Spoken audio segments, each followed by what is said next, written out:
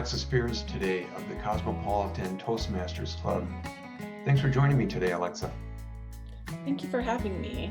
Yeah, this is great. You were recommended to speak to me from your VP of Education, and I think that person thought you would be just a great spokesperson for your club. So I'm really excited to hear about what's going on at Cosmopolitan Toastmaster Club today. I thought, Alexa, we could sort of start off by you just tell us a little bit about what brought you to Toastmasters in the first place and to your home club, Cosmopolitan Toastmaster Club. Yeah, certainly. So just a little bit of background on me. I'm in my company's rotational program. So after I graduated from undergrad, I started moving around to our different offices. And I would say maybe around my senior year of undergrad, I heard about Toastmasters from a friend. And public speaking was always an area where I felt like I had room to improve in. I'm an engineer by background, so I had gotten feedback in the past that I am a little bit of maybe a data robot when I'm doing presentations. So that was something that I was really passionate about improving in myself. Okay. And after I graduated from undergrad, I moved to my first location, but I was only there for a year and a half. So I didn't really want to spin up with a new club while I was there. I didn't think it was really a long enough period of time to make it meaningful. Well, then I moved out to Minneapolis, and so I'm in my final rotation here, and I'm going to be taking a full-time role here as well. Okay. So I decided that now is the right time to engage on the Toastmasters front. So I toured visited a few clubs in the area and found a lot of really great people. I knew pretty much from the first time that I visited a club that I was going to want to join one of them in the area, because it's just such like a welcoming environment where like I felt very much that people were willing to help you and nobody was judging you. If I completely messed up a speech, no one was going to like point and laugh at me. Sure. And I eventually came to visit Cosmo 515. Now, Cosmo 515 is a little bit of a unique club. So we have what we call a business meeting at the beginning of the meeting where we adhere to Robert's rules. I'm not sure if you're familiar with Robert's rules. Yeah, it's one of those things I don't get a whole lot of chance to practice with, but sure. Nor I, until I joined Toastmasters.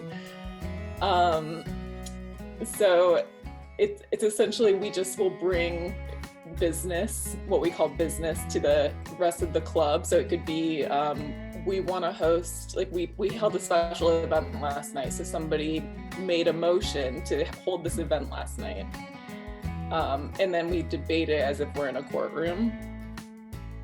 So I thought that was a really unique experience, and that was one of the things that really drew me to them. I think the other point with them, why I ultimately chose them, is the fact that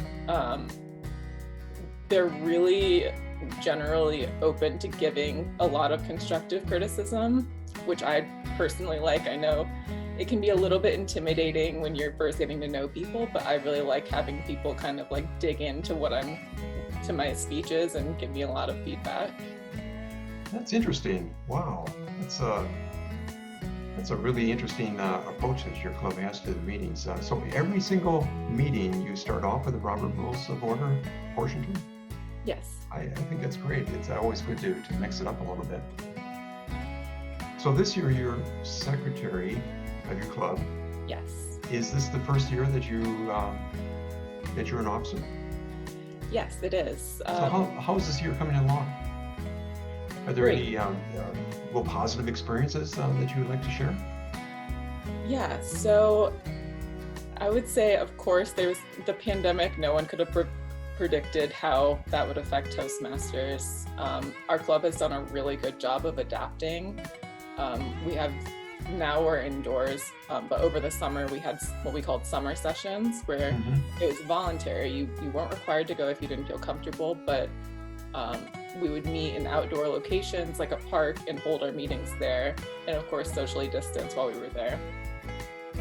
But now that we're indoors, we're doing the Zoom format, and people have been really creative and inventive with the way that they're utilizing Zoom. It's really kind of added an extra layer of like, I would say, practice to our speaking skills, because we have the opportunity to watch YouTube clips and say, this is what I'm going to be speaking about today. We have the opportunity for presentations. You can walk around and like show people your house. Right. And I think that people have done a really great job of getting engaged with this format. Interesting. Are there, I guess you kind of touched on that, but are there any like learning opportunities that you've had, or things that, at the start of the year you really didn't see coming, but things that you learned about what goes well? Yes. So I would say that it does ultimately go back to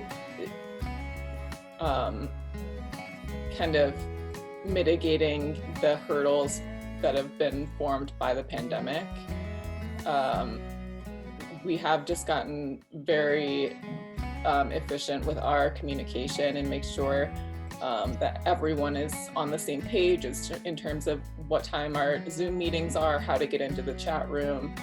And then we also all started using the raise your hand and waving buttons on Zoom. Oh, right. Been For really reactions. Sure. Yeah. Okay. Fantastic.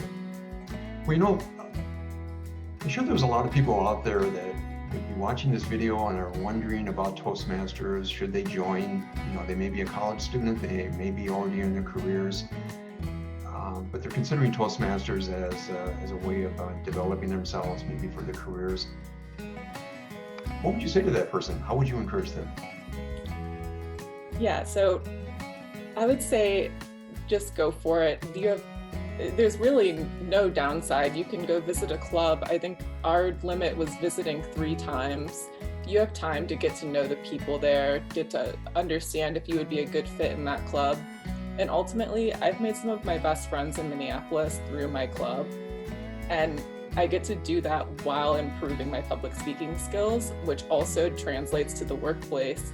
Ultimately, my confidence at work has skyrocketed since I joined Toastmasters, because I'm so much more confident now in my ability to speak on the spot and to large groups for that matter as well. So I think my advice to someone that's a prospective member is just go for it. There's really no downside. Wow, that's a great message to any prospective Toastmaster. Well, Alexa, again, thank you for your time today, and it was a real pleasure speaking with you. Thank you. Same to you. Thank you.